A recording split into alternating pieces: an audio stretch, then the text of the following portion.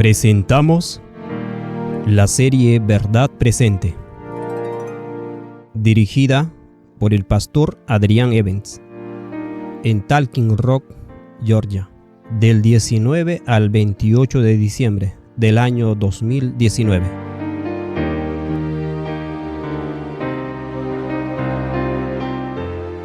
Tema 1.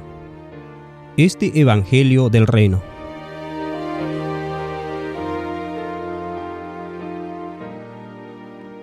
Padre Celestial, te damos gracias por poder reunirnos esta noche para estudiar tu palabra. Y oro para que al compartir este tiempo juntos, tus ángeles nos acompañen, nos bendigan y nos enseñen. Señor, sabemos que el mundo está furioso. Las naciones están furiosas. Están corriendo muchas cosas terribles. Hay confusión por todas partes.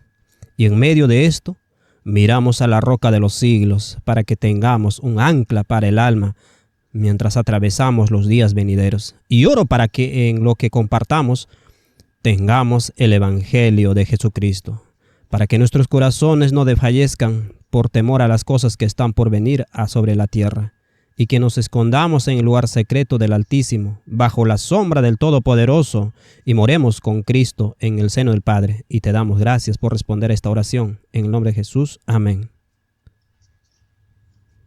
Mientras viajaba desde casa de mi amigo Crank, cerca de Newcastle, que está aproximadamente a 1 hora del norte de Sydney, Australia, tomé el tren al aeropuerto de Sydney. Si han estado viendo las noticias, tanto Sydney como Brisbane están cubiertas de humo. Una de las peores tormentas de incendios que hemos tenido en mucho tiempo, aunque algunos estadísticos nos hacen creer que la situación es mucho más peor que ahora que antes. Pero si analizamos la historia de los incendios australianos, hemos tenido algunos bastantes graves en el pasado. Y es cierto que la situación está empeorando, ¿no?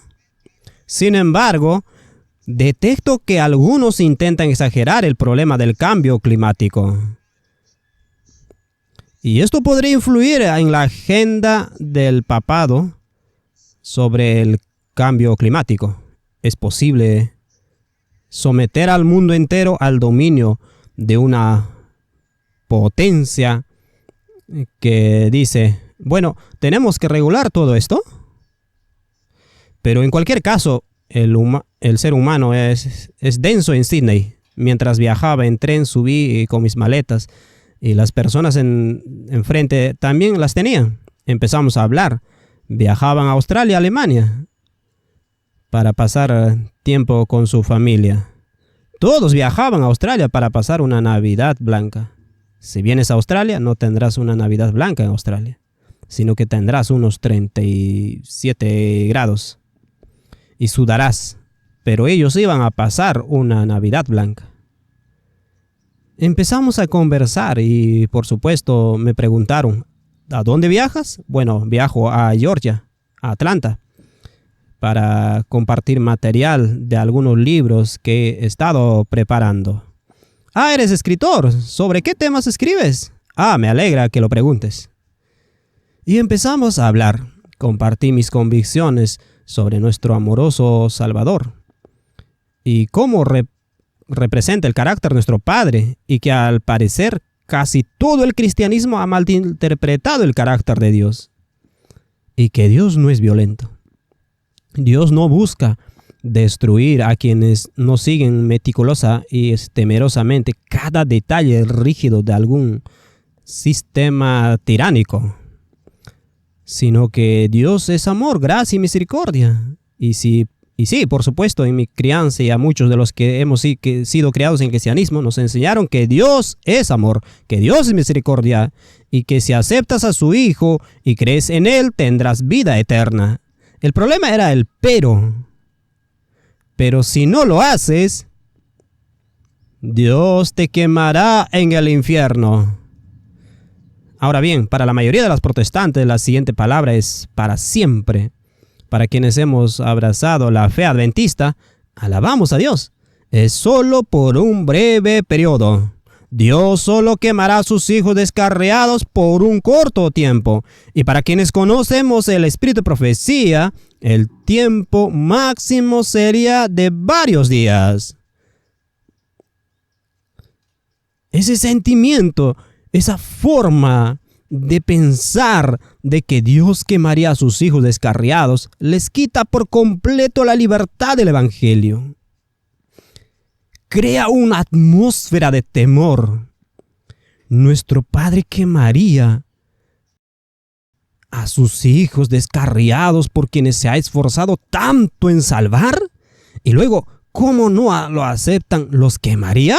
Esto ha confundido a la gente. Y mientras hablaba con este hombre de origen metodista, pero que había caído en una especie de agnosticismo escéptico, mencionó su incapacidad para comprender a un Dios que haría estas cosas a sus hijos. Y dije, este es el punto precisamente.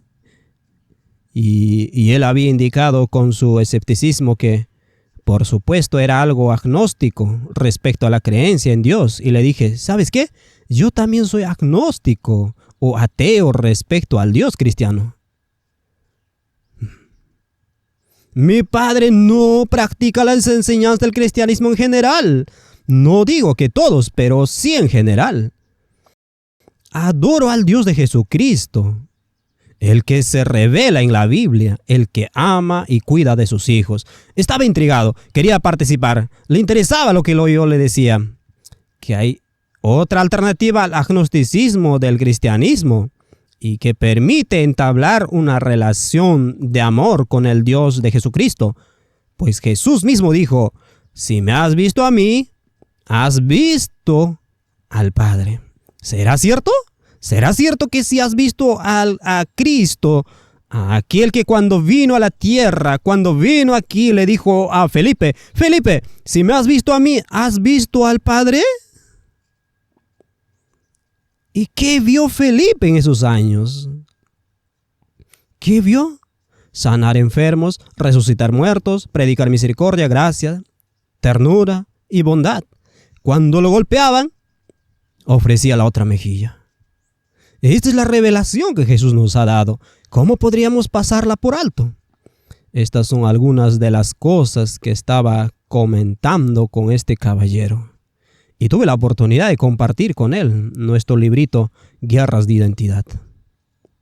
Estaba triste, le interesó mucho leerlo y esperaba poderme dar su opinión. Y había otra señora sentada a mi lado, también criada en un entorno cristiano.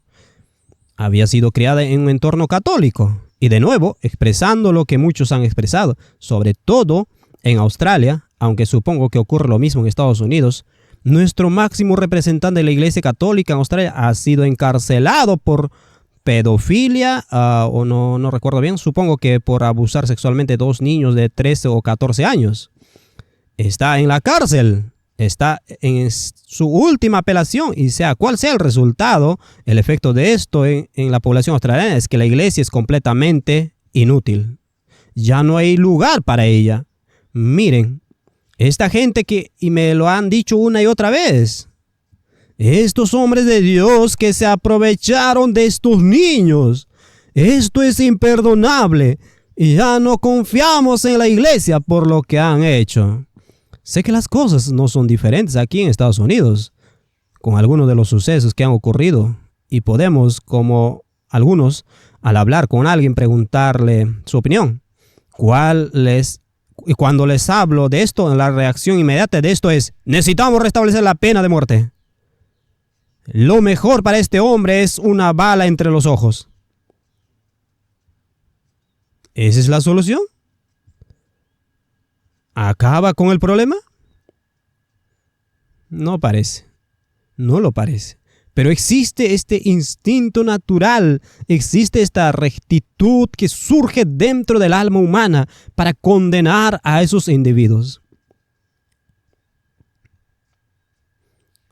Cuando Craig y yo volábamos de Sydney a Melbourne, tuvimos que ir de Sydney a Melbourne y luego a Los Ángeles. No me pregunten por qué, pero lo hicimos. Tuve la oportunidad de hablar con otro hombre y él también estaba igual, hablando de este tipo de cosas. Tuvimos una larga conversación y pude compartir con él uno de mis libros, Guerras de Identidad.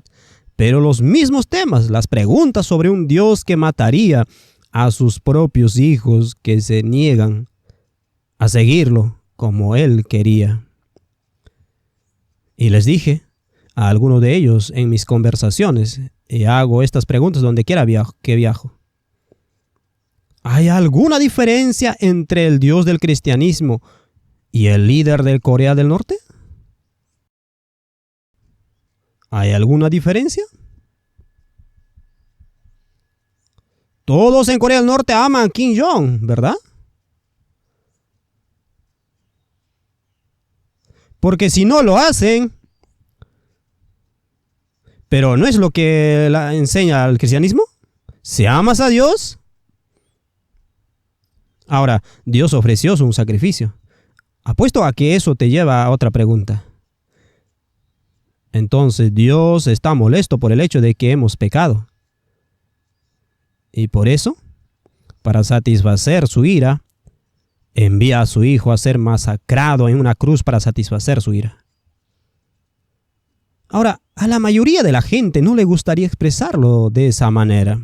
No les gustaría decirlo de esa manera, defendiendo a la fe cristiana. Siendo un apologista cristiano, realmente no lo harían, pero así es como mucha gente lo ve. ¿Cómo se produce la expiación en mi corazón? ¿Cómo cambia mi corazón para amar a Dios en la muerte brutal y destrucción de su Hijo? ¿Cómo cambia eso en mi corazón y me hace amarlo? El castigo ya se pagó. Alguien más pagó mi castigo, pero luego tienes que lidiar con, aparentemente, el individuo que orquestó todo este castigo. Estas son preguntas que el mundo se plantea. Es de extrañar que muchos en el mundo,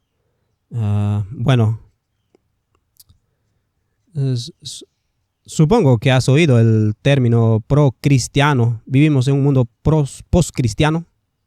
Las naciones occidentales están dejando atrás el cristianismo porque al parecer no ha satisfecho el corazón como antes. Y Hollywood se esfuerza para llenar ese vacío y brindar consuelo. Y lo hace fatal.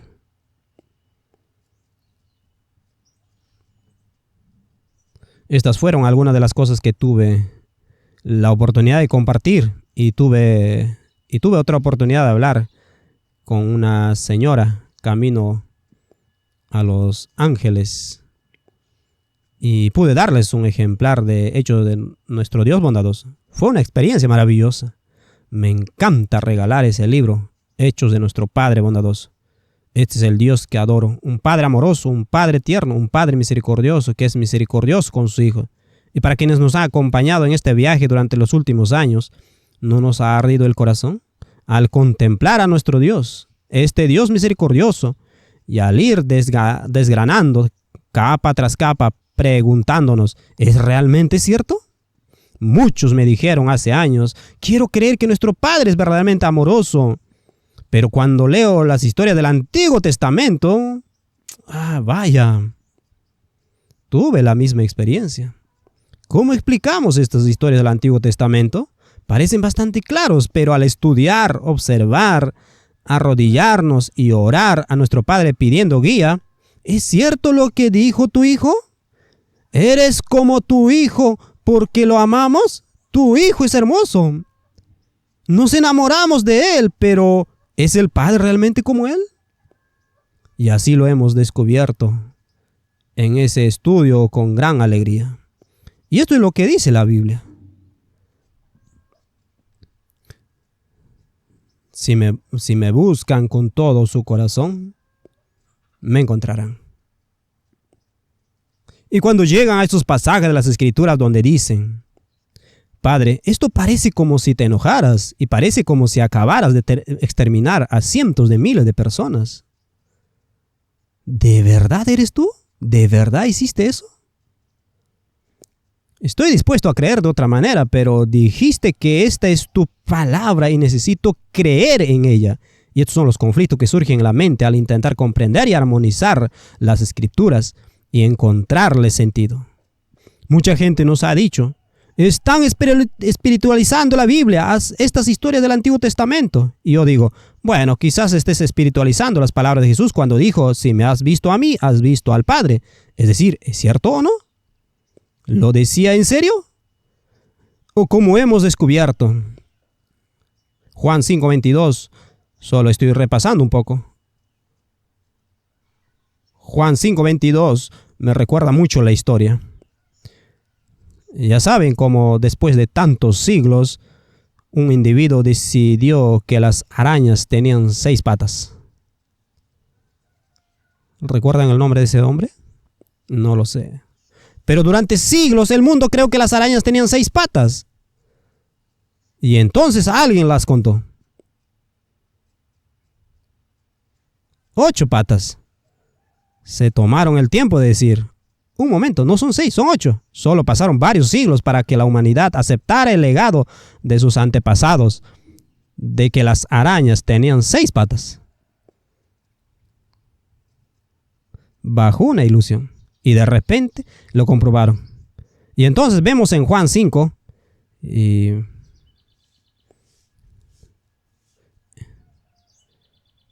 encontré una araña de 6 patas que en realidad tenía 8 patas.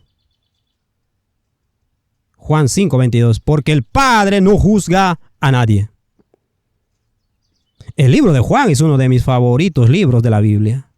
Me encanta este libro, me encanta este capítulo, pero simplemente acepté lo que mis antepasados habían dicho sobre mi Padre como el gran juez, el que reúne a todo el universo ante él y examina todos los libros para ver si te has portado bien o mal. Menos el gran traje rojo. Entonces, ¿bueno o malo? Porque el Padre no juzga a nadie. ¿Qué quiere decir con eso que el Padre no juzga a nadie? Jesús lo dijo. Estoy buscando la nota al pie. ¿De dónde está la nota al pie con la excepción? Aquí está la excepción. No hay ninguna cláusula de excepción aquí porque el Padre no juzga a nadie. ¿No es eso coherente con un Padre amoroso? Tiene sentido. El Padre no juzga a nadie. Sin embargo, otros pasajes parecen indicarlo algo diferente. Pero prefiero empezar por donde empieza mi Salvador y empieza diciendo el Padre no juzga a nadie. Entonces intentaré entender qué quiere decir. En cualquier caso, queremos ir, solo estoy proporcionando material introductorio, algunas de cosas que hemos visto en nuestra serie, de las que estamos hablando a todo el mundo, a todo el mundo. ¿Con qué? ¿Con qué vamos a ir a todo el mundo? Vi a otro ángel volar en medio del cielo con el evangelio eterno para predicarlo a toda nación, tribu, lengua y pueblo. Cantaban a gran voz: temed a Dios y dadle gloria porque la hora de su juicio ha llegado. Hay un juicio, porque la hora de su juicio ha llegado. Esperen, la hora de su juicio ha llegado. La hora de su juicio ha llegado.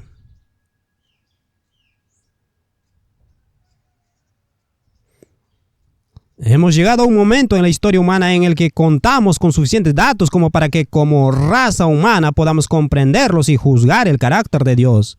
Si es exactamente como Jesucristo dijo que sería, la hora de su juicio ha llegado.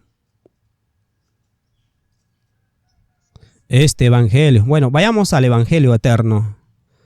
Leamos en Mateo capítulo 24 y Apocalipsis capítulo 14. Bueno, para quienes han estado conectados con el movimiento adventista, estos son los pilares fundamentales de nuestro mensaje. El mensaje del tercer ángel, Mateo 24 y las palabras de Cristo sobre su venida. Los discípulos se sorprendieron cuando Jesús les habló del templo de Jerusalén, de que no quedaría piedra sobre piedra en Mateo 24, versículo 2. Pero cuando subieron al monte de los olivos, se acercaron a Jesús y le preguntaron: ¿podrías repetirnos eso? Eso suena como el fin del mundo. Entonces, ¿cuándo sucederán estas cosas y cuáles son las señales de tu venida y del fin del mundo? Lo primero que Jesús le dijo en el versículo 4 fue: mirad que nadie os engañe. Habrá muchos engaños. Y cualquiera que haya vivido varias décadas después, realmente comienza a darse cuenta de que está rodeado de engaños. Está por todas partes. Y a veces, si eres honesto, sale de tu propia boca. ¿Alguna vez has querido comprar algo que sabes que no deberías? Puedes caer en el engaño, convenciéndote a ti mismo. La mente humana tiene esa capacidad. Mirad que nadie os engañe. El siguiente versículo es muy interesante. Porque vendrán muchos en mi nombre diciendo: yo soy el Cristo. ¿Cómo interpretamos esto? De niño me enseñaron que el yo soy el Cristo va entre comillas. Que la gente vendrá y dirá que es el Mesías, pero lo es. Y hay quienes sí vienen diciendo que son el Cristo, pero sin las comillas. Muchos dicen creer que Jesús es el Cristo, pero engañarán a muchos. ¿Acaso no creen muchos que el hombre que caminó sobre el agua, el hombre de Galilea, es el Hijo de Dios, Jesucristo, el Hijo de Dios? Sí, muchos lo creyeron, pero engañan a muchos.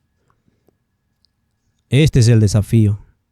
Y por supuesto habla de guerras y rumores de guerras. Porque nación se levantará contra nación. Aunque antes de continuar esta sección de la historia humana que Jesús presenta aquí, es un ejemplo de la experiencia humana. Leamos Eclesiastés capítulo 3, versículo 15.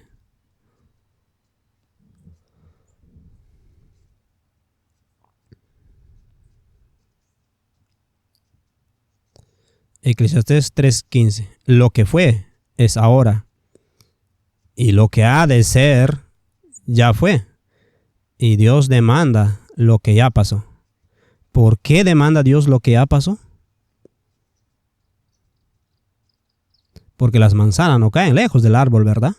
Contienen las semillas. Llevamos las semillas de nuestros antepasados y repetimos la historia de nuestros antepasados. Y así, en las palabras de Jesús, vemos una historia que puede repetirse una y otra vez. Y así, al recorrer esta historia, podemos ver claramente su superpuesta, porque sucede una otra vez y podría estar sucediendo desde el tiempo de Cristo hasta la segunda venida en su secuencia. Pero dentro de esa secuencia más amplia se encuentran pequeños cameos de lo mismo ocurriendo constantemente. En el pasado, una nación se ha alzado contra otra, y diría que una vez más, solo 70 años después de la última gran conflagración entre naciones, estamos a punto de volver a caer en ese mismo abismo. ¿No es así? ¿Por qué? Porque somos los hijos de nuestro Padre de hace 70 años. Y como naciones estamos listos. La propaganda en Australia está aumentando. Estamos aumentando la propaganda en Australia contra China. Nos estamos preparando para la guerra. ¿Están recibiendo la misma propaganda aquí? Nos estamos preparando para la guerra con China. ¿Qué papel jugará Rusia? ¿Qué papel jugará Estados Unidos? ¿De qué lado estaremos? ¿Qué efecto tendrá el Brexit de la Unión Europea? ¿Cómo se desenvolverá todo esto? Estas son cosas que aún no se conoce completamente, pero sí sabemos que las naciones están furiosos, se están preparando para la guerra. Y además de todo esto, está la agenda del cambio climático para llevarnos a un día de descanso. Todo esto está justo delante de nosotros. Todo esto es principio de dolores. Luego os entregarán a tribulación, os matarán y seréis odiados por todas las naciones por causa de mi nombre. Eso ha sucedido muchas veces en el pasado y volverá a suceder. Versículo 10. Muchos se ofenderán y se traicionarán unos a otros. ¿Se ofende la gente hoy en día?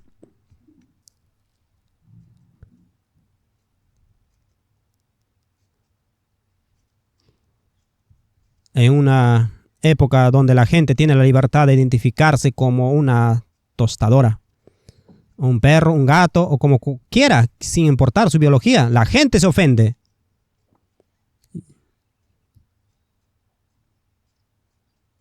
Jordan Peterson, allá en el norte, está armando un revuelo al negarse a aceptar a la legislación sobre los pronombres transgénero. Y la gente se ofende. Todo esto nos está sucediendo porque la gente se ofende y pronto se traicionará. La ofensa de las naciones lleva a la traición y a la búsqueda del control. Escucharon recientemente cómo Richard Dawkins reconoció que los cimientos de nuestra sociedad occidental, basados en la fe judeocristiana, podrían ser una influencia estabilizadora que debemos tener cuidado de no desechar. ¿Leyeron eso? El fruto de lo que ha estado buscando ya está llegando y no le gusta.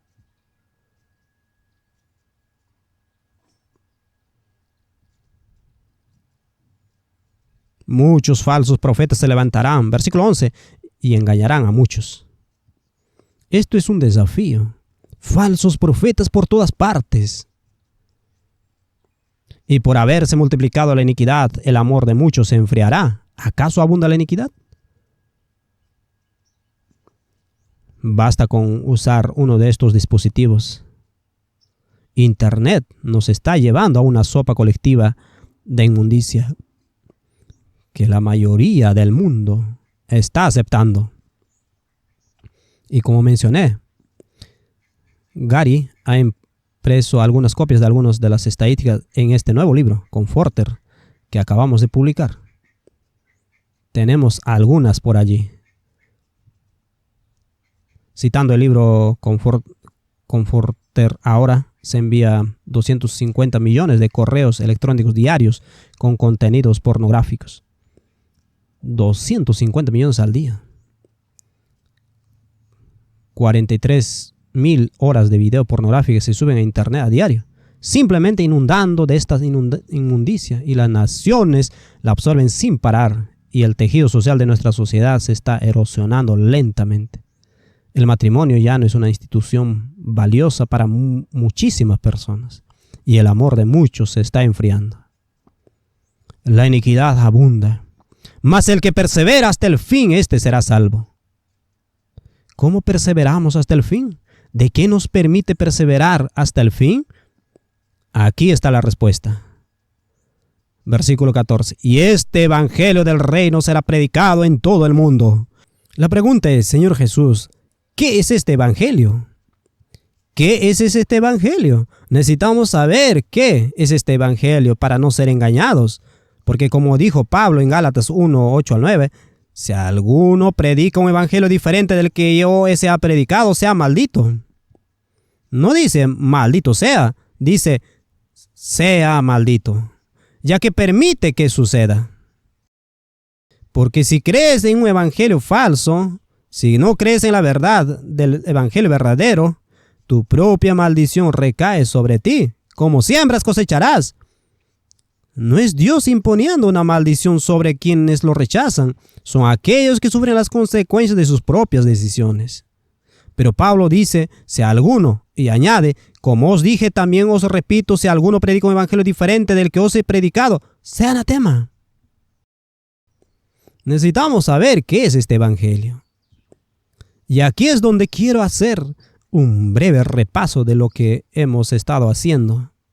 El sermón que di aquí en 2014, titulado El modelo divino de la cruz. ¿Lo recuerdan? El modelo divino de la cruz. No sé si Carlos esté escuchando, pero cuando empezó a escuchar el primer sermón que escuchó fue ese. Aleluya, te bendigo, Carlos. Tenemos los principios y tengo el folleto aquí para quienes no lo han visto. El modelo divino de la vida. Basado en este principio, en este modelo de fuente y canal, basado en la relación del Padre y el Hijo. El Padre es la gran fuente de todo, el Hijo es el gran canal de todo. Todo lo que el Padre del Padre viene a través del Hijo. Nada fue hecho sin el Hijo. El Hijo hizo todo por encargo de su Padre, quien creó todas las cosas por medio de Jesucristo. Pero el principio que analizamos fue que la fuente, que es el Padre, es invisible y que Cristo es la imagen visible del Dios invisible. Y solo voy a abordar este punto a particular un breve momento para aclarar algo. Y eso fue al finales de 2013, cuando presentamos esto por primera vez. Que la cruz de Cristo, que vino hace 2000 años, es la manifestación visible de una realidad invisible que ha estado ocurriendo desde antes de la fundación del mundo. Cristo inmolado desde la fundación del mundo. Este fue un cambio de mentalidad tan grande que esta cruz que llegó a nosotros, esta manifestación de esta cruz que había existido desde la fundación del mundo, finalmente se manifestó en sangre. 4000 años después nació. La cruz nació, pero esa cruz estuvo en el seno de la humanidad desde el principio. Este concepto, esta comprensión de la cruz fue una revolución, pero no debería haberlo sido. ¿Por qué no debería haber sido? Porque en 1888, y cuando uso la palabra 1888, estamos todos familiarizados con su significado. En 1888 se dio un mensaje sobre los sufrimientos de Cristo y lo que experimentaba desde la fundación del mundo. Quiero abreviar esto un poco para ustedes en el libro de la educación, página 263 en inglés. Esta es la evidencia de nuestra condición laodicea, ya que me crié en el movimiento adventista. Soy adventista del séptimo día, de la tercera generación, independientemente de aquellos que han tratado de distanciarme de mi amada institución. Mi esposa es una adventista del séptimo día de quinta generación, traída al mensaje por el mismo A.G. Daniels. No mi esposa, sino mi tatarabuelo. Y así, en mi crianza es un adventista del séptimo día, siendo enseñado en el rol principal y de cuna. Todas estas cosas que nunca escuché predicar el evangelio, como estoy a punto de leerles ahora. Nunca lo escuché predicar de esta manera, nunca. Eso es una verdadera lástima, pero es comprensible. Así que quiero leerles Educación, página 263 en inglés, porque el Espíritu de Profecía termina esta sección con una cita de Mateo capítulo 24. Este evangelio. Y esto es lo que necesitamos entender. El hecho de que nunca escuché este evangelio, y llegaré al punto, el hecho de que nunca escuché este evangelio en toda mi carrera adventista significa que nunca escuché el evangelio. Es de extrañar que él luchara con la observancia del sábado y con todas las demás cosas, con las dificultades que tenía que superar, con la promesa de una vida cristiana victoriosa y sin la promesa de poder para lograrlo, porque no había escuchado el evangelio. No había escuchado el evangelio. ¿Cuál es la consecuencia del rechazo de 1888 del mensaje? ¿Cuál es la consecuencia? No hay evangelio. Es la consecuencia. Si alguno predica un evangelio diferente del que yo he predicado, sea anatema.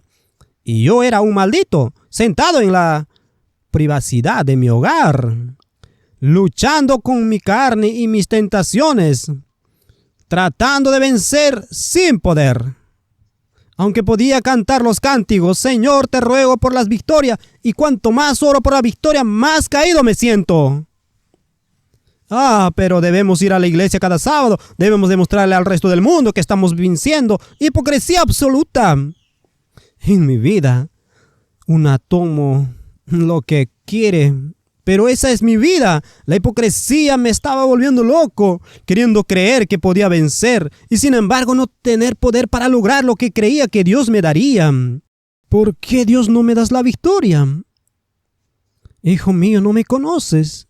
No me conoces porque deberías conocerme. Leamos Educación, página 263 en inglés. Quienes piensan en el resultado de apresurar o entorpecer el evangelio, lo piensan en relación con ellos mismos y con el mundo. Sí, lo teníamos todo planeado. El fin se acerca. Tenemos esta gran frase. Cuando entre la ley dominical, solo tenemos que distribuir suficientes ejemplares del libro del conflicto de los siglos. Y entonces estas cosas sucederán. Y luego la ley dominical y nos vamos a casa. Lo pensamos en relación con nosotros mismos. Si lo pensamos en relación con Dios, si pensamos en el sufrimiento que el pecado le ha causado a nuestro Creador, todo el cielo sufrió en la agonía de Cristo. Y aquí está el punto sobre el modelo divino, la cruz visible hace 2000 años, que es una revelación, y notarán lo que dice aquí. Todo el cielo sufrió en la agonía de Cristo, pero ese sufrimiento no comenzó ni terminó con su manifestación en la humanidad. La cruz es una revelación para nuestros sentidos embotados del dolor que desde su inicio el pecado ha traído al corazón de Dios.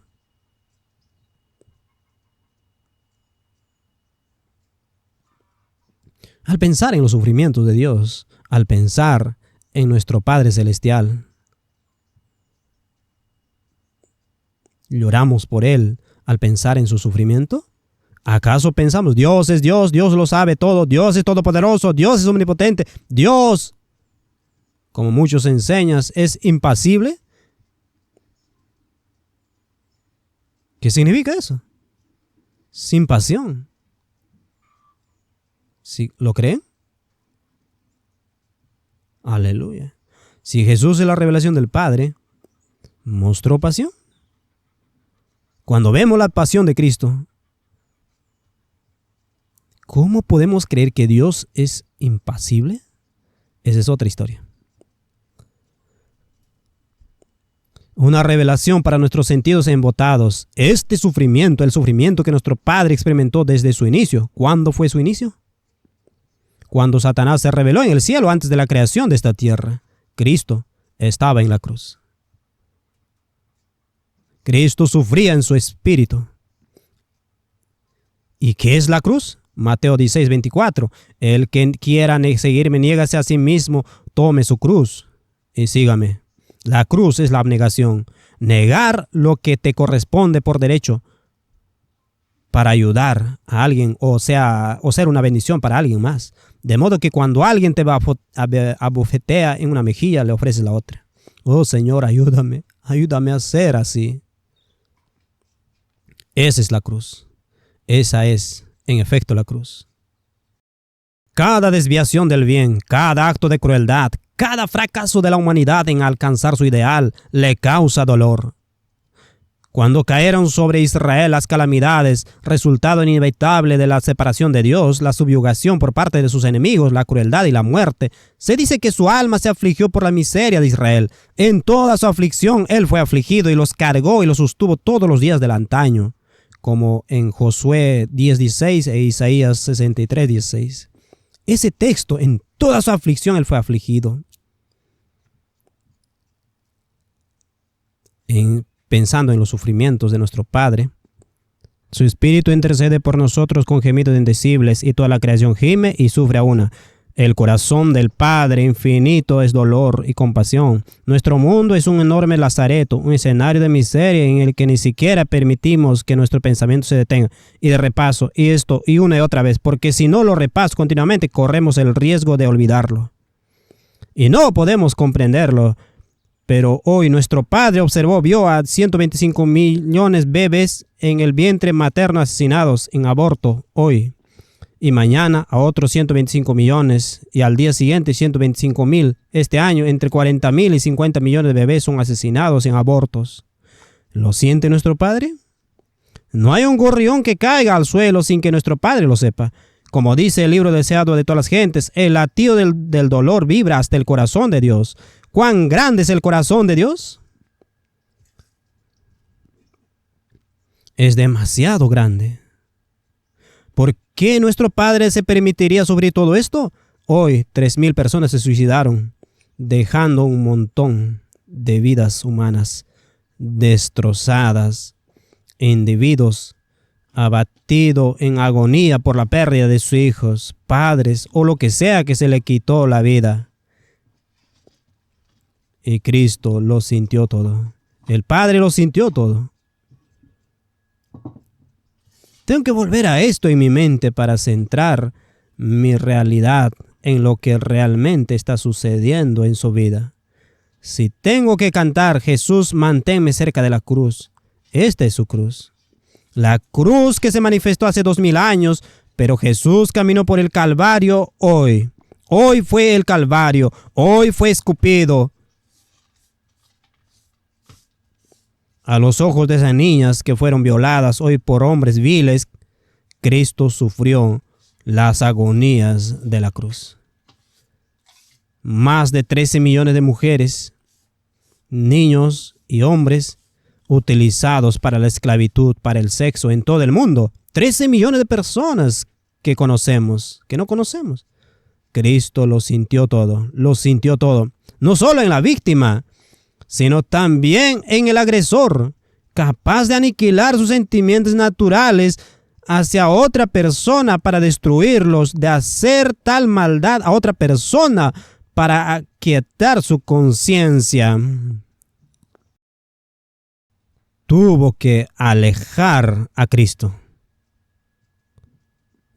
Como me lo expresó una persona que había sido adicta a la pornografía. Sí, al principio tu cuerpo te grita que pares.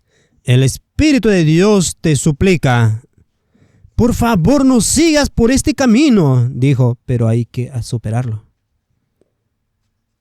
El alma humana, por así decirlo, pone su mano sobre la boca de Cristo y le dice: ¿te callas? Tendré lo que quiero y no me lo impedirás. Y Cristo, entre lágrimas, observa a su Hijo, ocultando su corazón, pensando que encontrará satisfacción en su lujuria y terminará en una terrible miseria, relaciones rotas, vidas destruidas. Y Cristo tiene que verlo todo. Y la pregunta sigue surgiendo cuando le digo esto a la gente: ¿pero por qué no lo detiene? Toda esta agonía. Las 5,000 personas que murieron por abusos relacionados con el alcohol, los cigarrillos, lo que sea, 10,000 por todo el abuso de drogas que está ocurriendo. Cristo lo siente todo. Todos los niños a los que les gritan y les chillan, todo el abuso y los gritos cuando las personas se gritan o expresan irritación, Cristo lo siente todo. Todo. ¿Cómo sobrevives sabiendo que cuando vivías en ese entorno y te das cuenta de que Cristo está en tanta agonía ahora mismo, que apenas puede respirar? ¿Cómo lidias con eso y vives tu vida? ¿Cómo continúas viviendo tu vida? Bueno, si pienso en eso, es bastante incómodo ahora mismo porque tengo todas estas cosas que hacer y tengo todas estas cosas que hacer en mi vida antes de morir. Y pensar en todo el sufrimiento que Dios ha hecho desaparecer, ¿verdad? ¿De verdad tengo que pensar en esto todo el tiempo? Eso es bastante incómodo.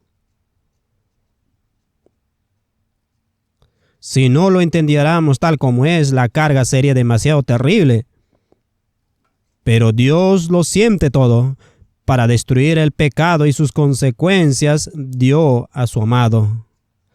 Nos ha dado el poder mediante la cooperación con Él de acabar con la semilla de la miseria. Nos ha dado el poder, en cooperación con Él, de acabar con esta escena de miseria. ¿Pero acaso las profecías no lo predestinan? ¿No está ya previsto? ¿No lo tenía Dios ya previsto? ¿Cómo dices que puso en nuestro poder y en nuestra unión con Él poner fin a esta situación de miseria? ¿Qué? ¿Cómo ponemos fin a esta situación de miseria? Y este es el punto al que quiero llegar hoy. Estos sufrimientos de Cristo, como dice el Espíritu de Profecía, recuerdo haber leído esas palabras y tuve que releerlas y me sentí como un sueño al leerlas. Dicen que Cristo sufre diariamente la agonía de la crucifixión. Señal de los tiempos, 28 de enero de 1903. Leí eso y leí y lloré. Dije, no sé qué hacer. No sé qué hacer al respecto.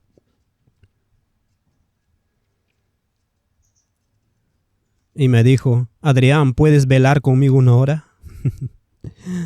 Como les dijo a los discípulos tenían problema para dormir, ¿no?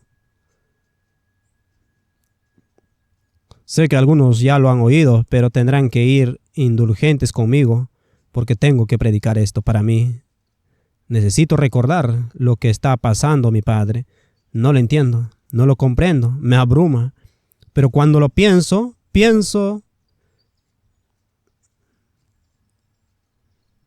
debes amarme tanto para estar soportando todo este sufrimiento. Y toda la gente dice, ¿por qué no te detiene?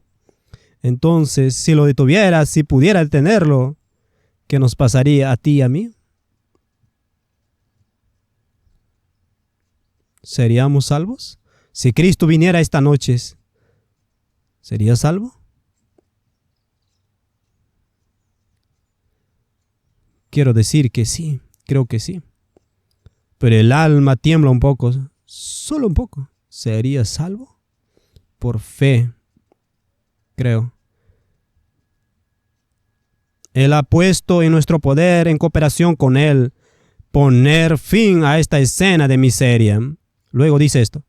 Este evangelio del reino será predicado en todo el mundo. ¿Qué evangelio? El que acabo de describir, el que ella te acaba de describir, este evangelio que habla de los sufrimientos de Cristo como una revelación de los sufrimientos de nuestro Padre. Un sufrimiento tan terrible, tan grande, es demasiado brillante. Nadie tiene la capacidad de comprenderlo por completo. ¿Y por qué hace esto? Por amor a ti y a mí. Y por lo tanto, es absolutamente inconcebible que si Dios está dispuesto hoy a sufrir la muerte de 125,000 bebés no nacidos, los 3,000 que se suicidaron, los 3,500 que murieron en accidentes de tráfico hoy, las miles y miles de personas que murieron por sobredosis hoy y toda la agonía que conlleva, Él soportó todo esto hoy para que tú pudieras tener un día de vida más y entregar tu corazón a Cristo y entregarte por completo a Él para que Cristo se forme en ti la esperanza de gloria. Así que cuando Cristo se manifieste plenamente en los 144,000, como dice Apocalipsis 14:1, sellado con el nombre del Padre, que es su carácter, escrito en los 10 mandamientos, entonces podremos irnos a casa. Pero no hasta que se predique este evangelio del reino. Este evangelio del reino será predicado en todo el mundo para testimonio a todas las naciones. Entonces vendrá el fin. Es un evangelio de abnegación. Es un evangelio de abnegación insondable. Y al contemplar al Dios de este evangelio debes ser transformado a su imagen si lo crees. Y puedes comenzar a abstenerte a pedir y orar por el Espíritu de Dios como nunca antes lo pudiste. Señor, déjame ser como tú. Y te entristeces profundamente cuando te irritas y frustras con otras personas porque sabes que no deberías ser así. Porque tu Padre no es así. Tu Salvador no es así.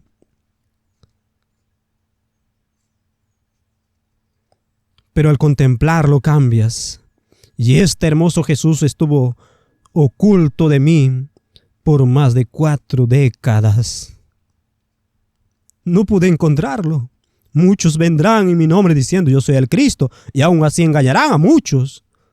Fui engañado, era miserable, desventurado, pobre, ciego y desnudo sin la justicia de Cristo porque desconocía la verdad de este evangelio de un Dios dispuesto a sufrir tanto. Es incomprensible. A lo largo de la eternidad jamás podré comprender esto del todo. Porque acabamos de hablar de un día en el que toda la agonía del mundo está conectada con el corazón de Dios. Una vez, mientras le explicaba este evangelio a un joven madre sentado jugando con su hermosa hijita, le pregunté, ¿cómo te sentirías si tu hija se cayera de repente de esta silla y se golpeara la cabeza contra el suelo? ¿Cómo te sentirías? ¿Sentirías dolor? ¿Algún padre? Recuerdo que cuando mi hijo mayor, Michael, jugaba en la cama y yo jugaba con él, todavía estaba recuperando el equilibrio y no podía alcanzarlo. Se incorporó y luego se cayó del respaldo de la cama, de cabeza al suelo, llorando. ¡Ay, cuánto dolor me duele por mi hijo, hijo! Me dolió que mi hijo sufriera. ¿Acaso el Padre Celestial es diferente?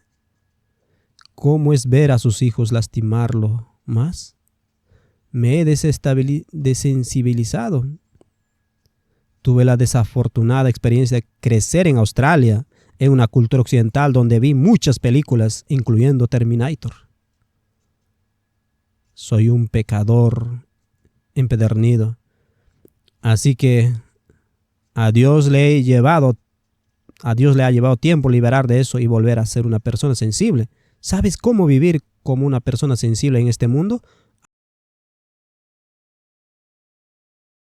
Algo me dice que es un poco más difícil para las mujeres que para los hombres. Tienes que endurecerte, tienes que hacerte fuerte.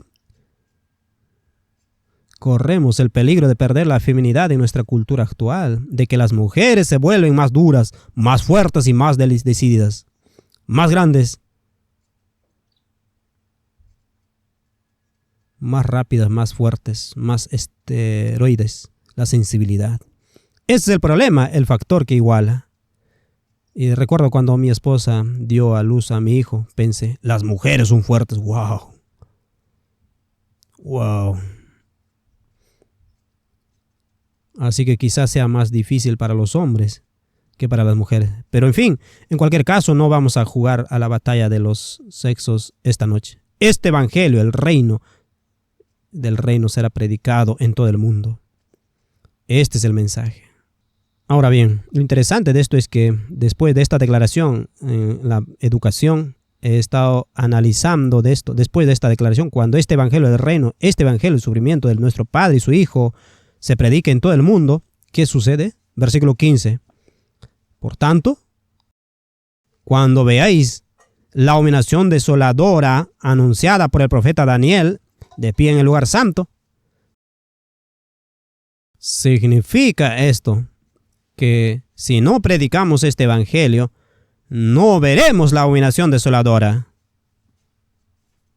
¿Tiene sentido? Este evangelio del reino será predicado a todo el mundo. Cuando ustedes, los que predican este evangelio, vean este evangelio, verán la abominación desoladora en el lugar santo.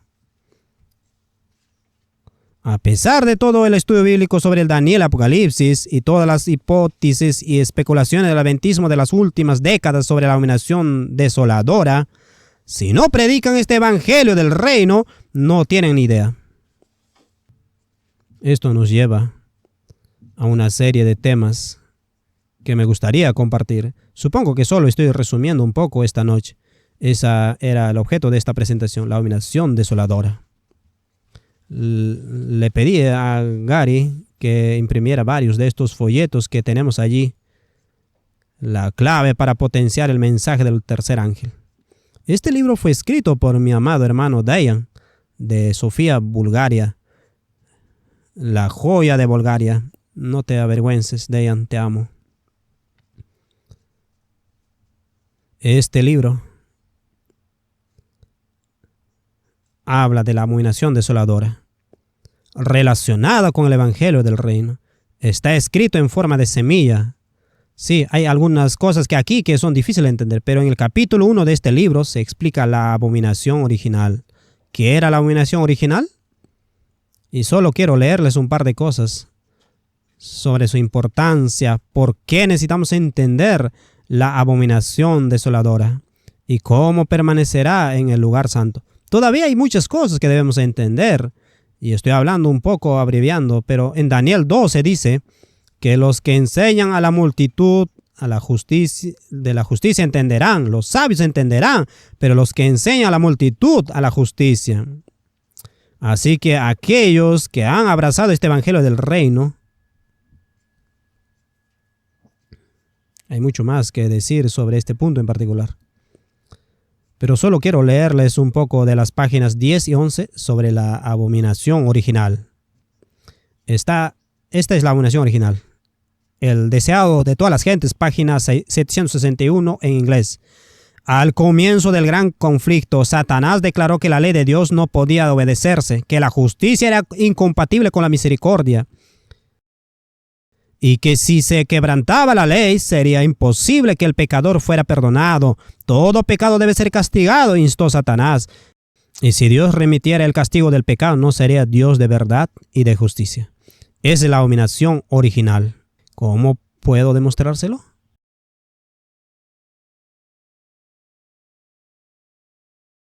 Paralelo a esa declaración, pero dice así: el poder condenatorio de Satanás lo llevaría a instituir una teoría de la justicia incompatible con la misericordia. Hermanos y hermanas, esto es lo que les propongo, que es la abominación original. Decir que la justicia de Dios es incompatible con su misericordia. Él afirma oficiar como la voz y el poder de Dios. Afirma que sus decisiones son justas, puras y sin culpa. Por lo tanto, toma su posición en el tribunal. ¿Dónde está el tribunal? En nuestras mentes. Ascenderé al cielo, seré como el Altísimo, me sentaré también en el trono. Satanás se sienta en el trono. Y en la mente de todos los seres creados introduce este falso sistema de justicia. Hablamos más sobre esto aquí en el libro, pero no entraré en detalle ahora. Luego toma su posición en el tribunal y declara que sus consejos son infalibles. Hace que entre la justicia despiadada, una falsificación de la justicia aborrecible para Dios. Esa palabra aborrecible en el diccionario Webster, uno de los significados de esto es odiar extremadamente o despreciar las leyes, detestar o abominar. Esta es la abominación original. Fue aborrecible para Dios que Satanás instituyera una teoría de justicia incompatible con su misericordia.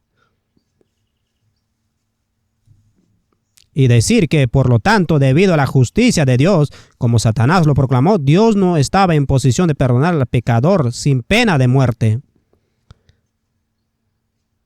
Esta es la abominación original.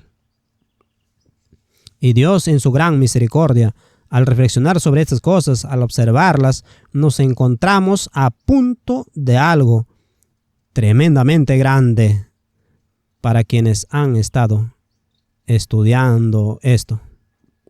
Que Dios nos ha dado una comprensión completa y sistemática, un marco para poder expresar este evangelio del reino que expone la abominación original, cuyos componentes clave debemos comprender. Aún hay más cosas que debemos entender en los libros de Daniel y Apocalipsis, que obviamente son un modelo divino, siendo Daniel la fuente y Apocalipsis el canal. Pero para entender qué es la abominación desoladora y qué significa cuando decimos que la abominación desoladora entre en el lugar santo, así que los animo a todos a considerar cuidadosamente los elementos. Algunos de estos aspectos son cuestionables, pero sé que algunos de ustedes están leyendo, estudiando y orando, intentando analizar estas piezas paso a paso, como la evidencia que corrobora esto, como la que presentamos antes en este libro titulado Justicia Natural y Expiación en la vida de Saúl y Agag. Estos libros en mi mente presentan algunas piezas cruciales del rompecabezas para comprender realmente el significado de Jesús en Mateo 24. La correlación entre este evangelio del reino y por lo tanto la posibilidad de ver la abominación desoladora. Y por supuesto, esto se relaciona con Daniel capítulo 11, versículo 25.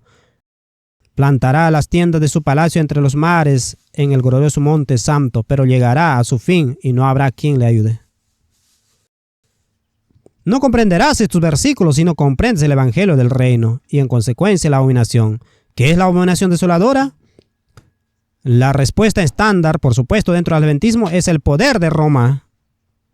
Si bien es cierto que es la manifestación suprema en forma terrenal de un poder real que coloca la misericordia y la justicia en extremos opuestos y exige la muerte del transgresor, la abominación desoladora tiene que ser mucho más profunda. La abominación que nos causa cuando las personas violan nuestro espacio, violan nuestra persona, nos tratan como no deberían y surge una ira que surge dentro de nosotros. Esta es la abominación que desola el corazón humano y nos separa ¿No es así?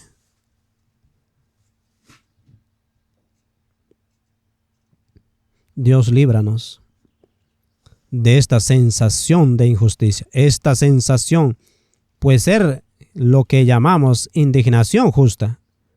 No es justa, pero ciertamente es indignación. No es autocompasión. Autocompasión de que alguien te trate así. Me trate así. Es una forma de juicio, ¿no? ¿Cómo te atreves a tratarme así? Eso es juzgar a los demás. Es parte de la abominación que causa desolación. Eso es lo que entiendo. Es una forma de justicia. Es el deseo de que alguien sea expuesto o que alguien rinda cuentas mediante un espíritu de ira y el deseo de venganza. Y por supuesto, para el cristianismo, esto solo requiere un poco de paciencia, porque dentro del cristianismo no hay que amar a los enemigos, solo hay que esperar a que Dios los queme vivos. Y luego, ¿ves? Te dije que debiste haberme tratado bien, porque no me trataste bien, ahora arde en el infierno. Lo siento, te lo advertí, Intenté decirte que me trataste mal. Así es la vida, ¿no? La construcción del templo y la transgresión desoladora de la que habló el profeta Daniel, el templo representa nuestra alma humana. Y hasta que no haya una purificación de nuestros corazones humanos de la abominación desoladora, no puede haber purificación de ninguna manifestación externa de esto. Somos el templo del Dios viviente y necesitamos ser purificados. Necesitamos que cese el sacrificio y la ofrenda entre estas orejas. La necesidad de que otro pague por sus transgresiones contra nosotros. Y la irritación y frustración que son parte integral de nuestro ser. Esta es la abominación desoladora. Y hay una cita que escuché ayer que creo que vale la pena repetir. Acabo de escuchar a un caballero decir con profundas palabras: cuando externalizamos el mal, nos volvemos malvados. Y por eso mi experiencia adventista ha sido malvada. Porque externalicé el mal en la forma de la Iglesia Católica Romana, el papado. He externalizado la abominación desoladora en el poder romano. Y ese no soy yo. No soy Babilonia caída. Está ahí afuera, pero cuando externalizas el mal, te vuelves malvado. Porque estás ciego a que estás hecho de la misma masa y operas con la misma mentalidad que la bestia. No puedes escapar del sistema de la bestia hasta que desenmascares la abominación desoladora. Y no puedes enmascarar la abominación desoladora si no conoces este evangelio del reino que habla del sufrimiento de Cristo, del hecho de que Cristo y su Padre están dispuestos a soportar continuamente los golpes de la humanidad malvada sin contraatacar. Recuerdo que de joven, cuando pensaba en quienes se atrevían a violar a niños pequeños y la rabia que sentían y el deseo de exterminar a esa escoria. Ese sentimiento interior es la exteriorización del mal. Es simplemente encontrar una expiación fuera de uno mismo que se manifiesta. ¿No deberíamos sentir más bien lástima por esa persona? ¿Qué le dirán a su padre cuando lo vean? Él no los condenará. Simplemente les dirá: hijo mío, ¿por qué? ¿Por qué no hiciste esto? Ninguna condena. Y el hecho de que el Padre no los condene es demasiado para ellos soportar su propia condenación. Es tan grande que su corazón se llena de miedo y angustia. Creo que terminaré con este punto. Finalmente, hermanos, intenté reflexionar sobre algunos temas que abordamos en este librito titulado El examen de la cruz donde hablo del Evangelio del Reino en los primeros capítulos sobre los sufrimientos de Dios y su Hijo. Y en el marco del mensaje de 1888, para comprender la verdadera esencia del sistema de sacrificios. Es uno de los mayores obstáculos para que el cristianismo comprenda el sistema de sacrificios. ¿Y por qué instituyó Dios el sistema de sacrificios? ¿De qué se trataba? De toda esa matanza innecesaria de animales. Sin embargo, hay indicios en las escrituras. Sacrificio, ofrenda no quise, holocausto y ofrenda por el pecado no lo requerí. Cuando os saqué de la tierra de Egipto, no os instruí acerca de holocaustos y sacrificios. ¿Qué?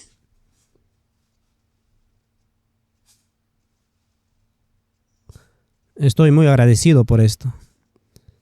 Y termino con esta nota. Sharing tuvo la oportunidad de compartir con un joven de Tennessee parte de nuestro material, que llegó a Canadá. Recientemente recibí un par de mensajes de jóvenes del área de Toronto. Su respuesta a este libro es que expresaron como una de las luces más brillantes que jamás hayan leído sobre el tema de la cruz, al enmarcarla con manzanas de oro e imágenes de plata, para comprender verdaderamente su verdadero significado. Por eso tiene el doble significado del examen de la cruz, interrogatorio y encuentro con la cruz.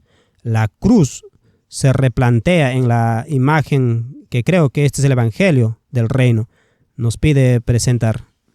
Por eso este folleto contiene muchas cosas que creo que son una semilla para muchas cosas mayores por venir en cuanto a cómo entendemos la cruz de Cristo y este Evangelio del Reino. Mi invitación es a leer y estudiar algunas de estas cosas. Para quienes nos han acompañado en este camino, observando estas cosas, están creciendo y expandiéndose, y creo que estamos a punto de ir por todo el mundo con este Evangelio. El desafío, y creo que ahora estamos empezando a ver los frutos de esto. Danny Brown, en Tailandia, nos llamó la atención sobre los movimientos en diferentes partes del mundo en la década de 1840, un movimiento llamado no resistencia cristiana, que creo que es en parte la manifestación de la doctrina del verdadero cristianismo. Cuando Jesús dijo, no resistáis al mal, o como en las traducciones modernas, no resistas al malvado. Este es el desafío para nosotros. Ahora, si Dios no se resiste a una persona malvada intentando acabar con su vida debido a su maldad, sino que le permite llegar a su fin sin intentar usar la fuerza para cortar su vida, ¿cuáles son las implicaciones para nosotros en cuanto a cómo lidiamos con el mal que se nos impone? Y este es el desafío que debemos considerar, porque en Testimonios 5, página 111, dice, alrededor de cada individuo hay una atmósfera.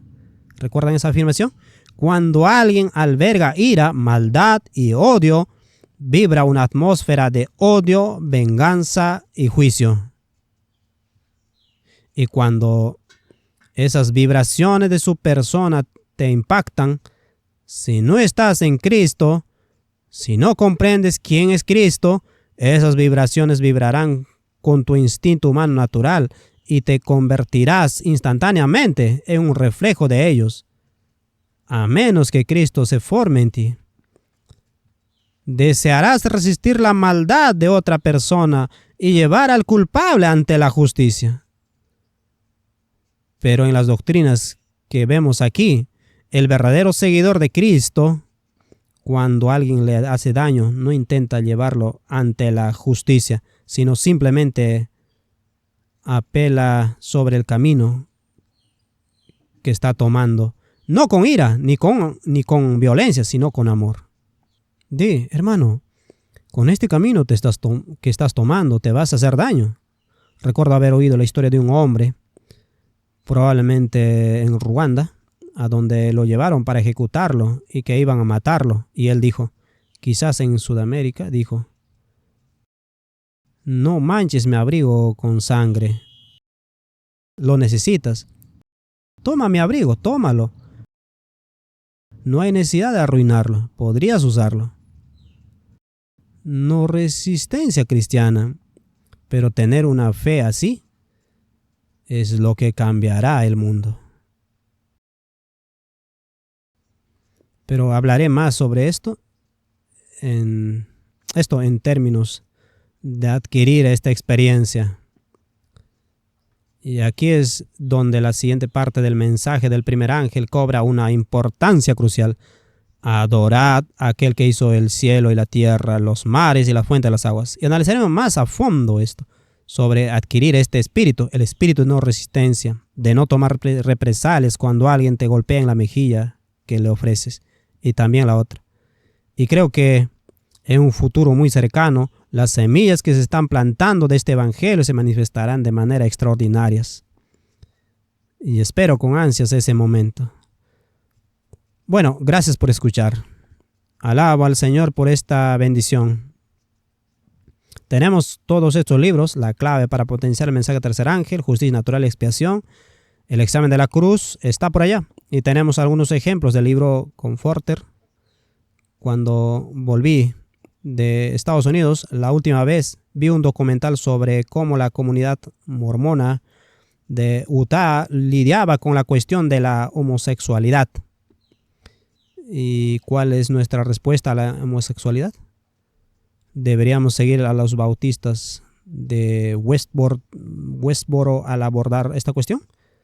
Abordo algunos temas en este libro en particular, en cuanto a si deberíamos juzgarlos.